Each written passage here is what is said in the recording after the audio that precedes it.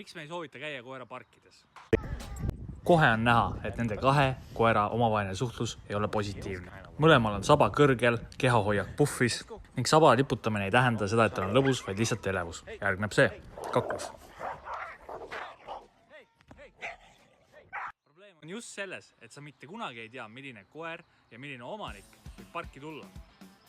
Sellepärast me olemegi loonud istulama sotsialiseerimispaketi, et koer saaks turvaliselt meie järelevalve all teiste koertega suhtlemist õppida. Oodatud on igas vanuses koerad, nii väiksed nagu näiteks kääbuspuudel Ruby või suured nagu Amstaff Luna. Sotsialiseerimispaketi eesmärk ei ole see, et koer peab teiste koertega mängima, vaid hoopis on eesmärgiks karjas eksisteerimine ja keskkonnaga harjumine. Kui tihti ikka seltskonnas üks sõber leitakse ja mäng on ainult pluss. Seega, kui sa soovid täiendada oma lemmiku sotsiaalseid oskuseid, siis viska kiri meile postkasti ja kindlasti vaata ka kodulehte